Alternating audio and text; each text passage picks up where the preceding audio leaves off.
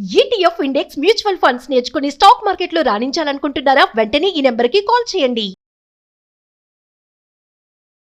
నమస్తే రమగారు. నమస్తే జయ. రమగారు, ఏదైనా సిరీస్ స్టార్ట్ చేద్దామండి. ఇది కథా సరిసాగరం నుంచి చెప్తా ఉంటారు కదా, వాటిలో నుంచి ఏదైనా ఒకటి తీసుకుందామండి. నరవాహన్ దత్త చరిత్ర ఇదివరకు చెప్పుకున్నాం మనం. అవును. ఎవరెవరు నరవాహన్ దత్త చరిత్ర వినలేదో చక్కగా వినండి, చాలా మంచి మంచి కథలు ఉంటాయి, బాగుంటుంది. అయితే ఈ నరవాహన్ దత్త చరిత్ర, నరవాహనుడు ఆ దత్తుడు పుట్టిన తర్వాత వరకు అక్కడ దాకా కథ ఆపేశాం మనం. తర్వాత కూడా ఈ నరవాహన్ దత్తుడు ఎట్లా రాజకుమార్తెలందరినీ పెళ్లి చేసుకున్నాడు, దక్షిణ నాయకుడుగా ఎట్లా అయ్యాడు, ఎలా అతను విద్యాధర రాజుగా మారాడు, విద్యాధర చక్రవర్తిగా అయ్యాడు, అవన్నీ కూడా బోల్డ్ అనే కథలు. అవును. సిరీస్గా వెళ్ళకుండా ఒక్కొక్క ప్రేమ కథ ఒక్కొక్క కథ కింద చెప్పుకోవచ్చు మనం. ఓకే. అయితే కర్పూరిక కథ చెప్పుకుందాం. అప్పటికే నరవాహన్ దత్తుడికి రెండు మదన మంచుకాల వివాహాలైనాయి. మదన మంచుక కథ కూడా ఓసారి చెప్దాం. ఈ కర్పూరిక కథ ఏదో నిన్న పుస్తకం తిరిగేస్తుంటే కనపడింది, బాగుంది, ఇంట్రెస్టింగ్ గా. పేరు ఎంత బాగుంది రమగారు. బాగుంటుంది కథ, ఇది చెప్దామనిపించింది. దీన్ని ఒక చిన్న సిరీస్, ఒక 3 ఎపిసోడ్లు 4 ఎపిసోడ్ల దాకా వస్తుంది. ఈ నరవాహన్ దత్తుడు గోముఖుడు అనే స్నేహితుడితో కలిసి అడవికి వెళ్ళారు వేటకి. చాలా వేటాడారు, ఎన్ని పులులో సింహాలో, ఎంతో. అసలు మృగయా వినోదం అంటే ఆ కాలం నాటి పద్ధతే వేరుగా ఉండేది. పెద్ద గుంపు వెళ్ళేది, వేటగాళ్ళు, వేట కుక్కలు, తర్వాత ఏమో వెనకాలండే పరిజనం. మనం ఈ వేటాడిన సినిమాలు ఏవో కొన్ని మధ్య కూడా చూసాం, వేటాడుతుంటారు పందుల్ని, వాటిని వేటాడడం అవి కనపడుతుంది.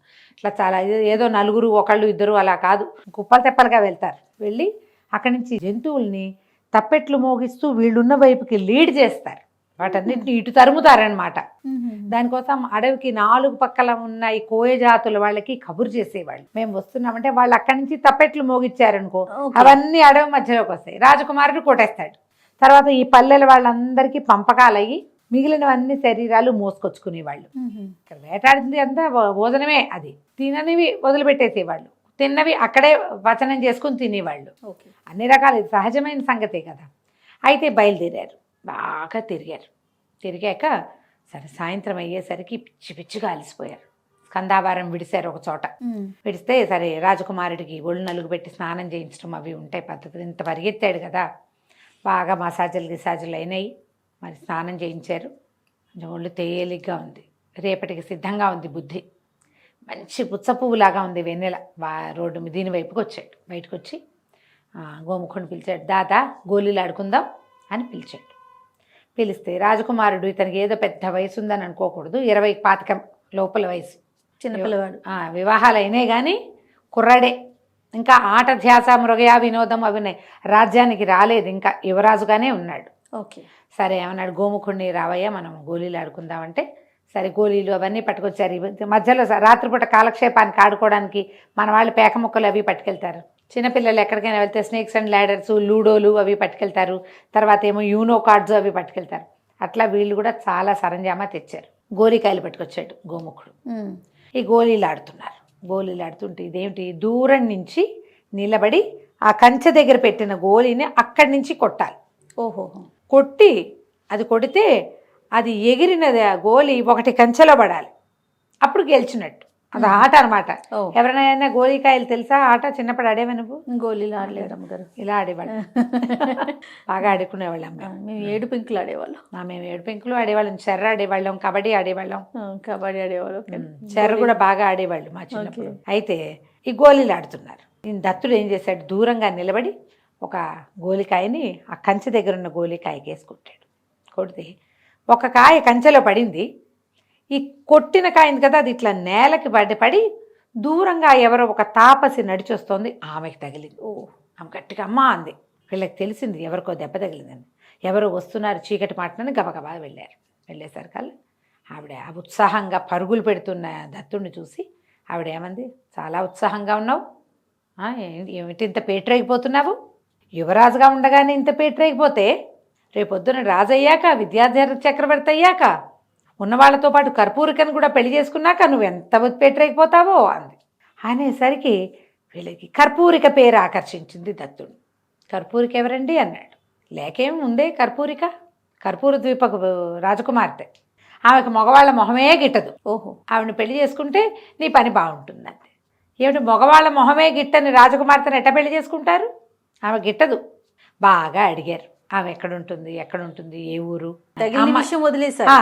ఆవిడ సరదా పడింది, రాజకుమారుడు కదా ఇతను, పైగా ఇతను మామూలు వాడు కాదు, శాపగ్రస్తుడైన గంధర్వుడు, రేపు విద్యాధరుడు అతను, విద్యాధర చక్రవర్తి కాబోతాడు. అదేలే. కర్పూరికను పెళ్లి చేసుకోవాలన్న మాట ఇతని బుర్రలో ఎక్కించింది. కర్పూర ద్వీపానికి వెళ్ళి ఆమెకి ఆ పురుష ద్వేషాన్ని పోగొట్టి పెళ్లి చేసుకోవాలి. ఓకే. ఆమెను చేసుకుంటే నీకు బాగుంటుంది. ఆవిడ వెళ్ళిపోయింది, ఏదో ఆశీర్వదించింది, గోముఖుడిని ఆశీర్వదించింది, ఇద్దరు దండాలు పెట్టారు, వెళ్ళిపోయింది. ఆమె నడుస్తూ వీళ్ళిద్దరు కూర్చున్నారు. ఏమిటోయా చూడాలనుంది నాకు అన్నాడు. అనేసరికి గోముఖుడు అన్నాడు, దాందే ఉంది, ఈ వేటలు గేట్లు అన్నీ ముగించుకున్నాక ముహూర్తం పెట్టుకుని బయలుదేరి వెళ్దాంలే అనేసరికి దత్తుడు అంటాడు, అబ్బాయి చిచ్చి ఇప్పుడు ఆగి ఈ వేటంతా 10 రోజులు పూర్తి చేసుకుని మళ్ళీ ఇంటికి వెళ్ళి మా అమ్మ నాన్న వద్దంటారు, మా ఆవిళ్ళిద్దరు వద్దంటారు, కాదంటారు, అవునంటారు, 6 నెలలకు కానీ కుదరదు. ఇప్పుడే కదా కర్పూరికను చూడాలని పెట్టింది, ఇప్పుడే వెళ్ళిపోదాం మనం, ఇప్పటికిప్పుడు వెళ్ళిపోవాలన్నాడు. స్కందావారం నుంచి చెరుకో గుర్రము వేసుకుని బయటికి వెళ్ళిపోయారు. రాజకుమారుడేడి పొద్దున్నే చూసుకున్నారు, ఎక్కడికో వెళ్ళాడు.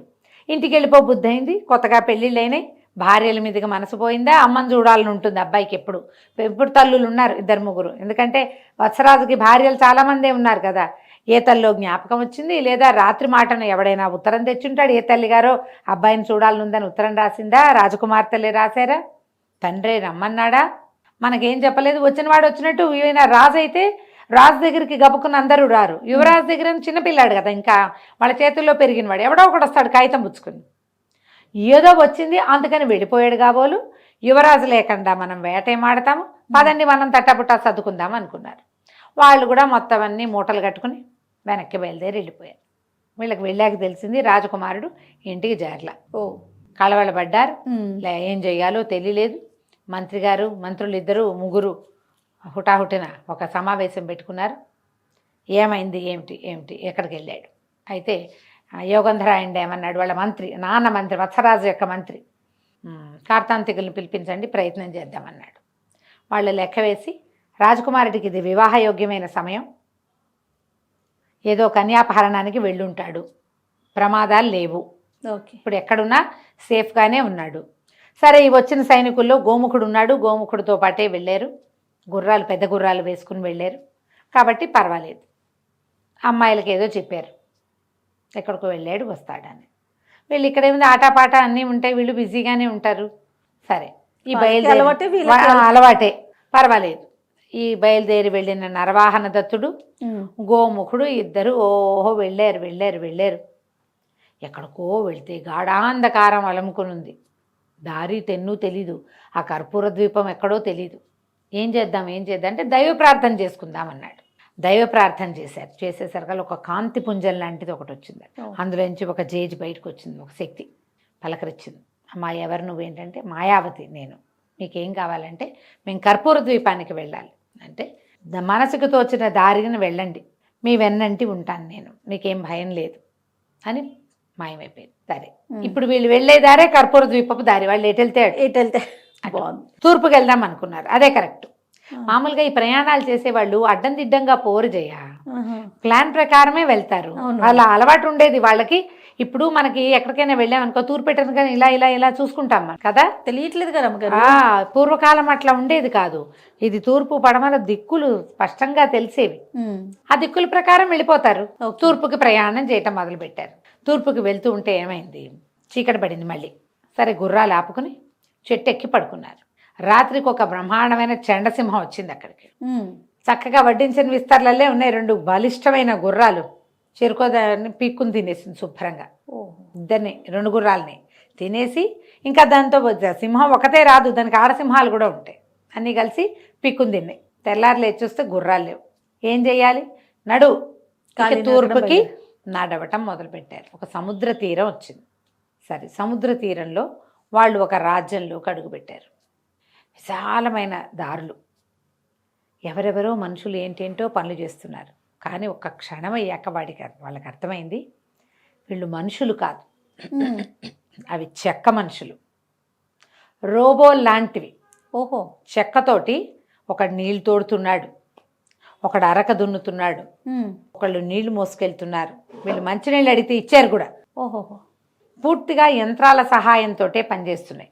మంది కనిపించారో శుభ్రమైన ఇళ్ళు, వాకిళ్ళు, వీధులు అన్నీ చెక్క మనుషులే. చెక్కలతోటే చేయబడిన మనుషులే కనపడుతున్నారు. ఆశ్చర్యపోయారు, ఇంత తీరుగా ఉన్న దారిలా ఇది ఎట్లా తయారైంది ఇది? సరే, ఎవడో ఒకడైనా లేకుండా ఉంటాడా ఇంత కథ నడపడానికి? ఈ ఊహ చేశారు. అన్ని దారులు చూశారు, సైనికులు ఉన్నారు, రథాలు ఉన్నాయి, చెక్క గుర్రాలు, చెక్క ఏనుగులు, చెక్క ఎడ్లు, పనులన్నీ అవుతున్నాయి. మామూలుగా ఒక ఊళ్ళో ఏం పనులు అవ్వాలో అవన్నీ అవుతున్నాయి. అన్నీ చెక్క మనుషులే చేస్తున్నారు. వెళ్తే వీళ్ళకి బ్రహ్మాండమైన కోట ఒకటి కనపడింది. వాకిట్లో ఉన్న కాపలాదారులు చెక్కలు. బాగుంది. లోపలికి వెళ్ళారు. లోపలికి వెళ్తే చాలామంది జనాలు కూర్చున్నట్టుగా కనపడుతోంది. అన్నీ ఉడెన్వి, కొయ్య బొమ్మలే అవన్నీ. వీళ్ళు చూస్తే పైన సింహాసనం లాంటిది ఒక ఆసనం ఉంది, దాని మీద ఒక ఆయన కూర్చుని కనపడ్డాడు, మనిషి ఒకే ఒకడు. వీళ్ళు ఆశ్చర్యపోయారు. వీళ్ళని చూడగానే అతను చాలా సంతోషంగా వచ్చాడు. ఎన్నాళ్ళైంది జీవించి ఉన్న మనుషులను చూసి, రండి రండి రాజకుమార రండి అని పిలిచాడు. సరే, లోపల తీసుకుపోయాడు. ఆహారం అంటే ఆహారం పట్టుకొచ్చి పెట్టాయి, చెక్క బొమ్మలే తెచ్చిపెట్టాయి. ఓ పక్కకి వెళ్తే ఓ పక్కన సరోవరాలు అవి ఉన్నాయి, స్నానాలు చేయడానికి అవకాశం ఉంది, అన్నీ చెక్కవే. వాళ్ళే పట్టుకొస్తున్నారు బట్టలు పాత్రలు. స్నానం చేశారు, ఆహారం తిన్నారు, విశ్రాంతి తీసుకున్నారు. అప్పుడు వీళ్ళు అడిగారు, మీరెవరు? ఇవన్నీ ఇలా చెక్కతోటి కొయ్యతోటి ఎట్లా చేయబడ్డాయి? యంత్రాలతోటే ఇవన్నీ ఎట్లా పనిచేస్తున్నాయంటే తన కథ అతను చెప్పడం మొదలుపెట్టాడు. ఈ చెక్కల కథ ఏమిటో మనం వచ్చే భాగంలో తెలుసుకుందాం. చాలా బాగుంది రమ్మగారు. మనం ఏదో రోబోస్ని కనిపెట్టేసాం అనుకుంటున్నాం. చూడండి, ఎప్పటి కథలో ఉంది, ఇది ఆల్రెడీ ఉంది చూడండి. అదే కదా. నమస్తే రమ్మగారు. నమస్తే.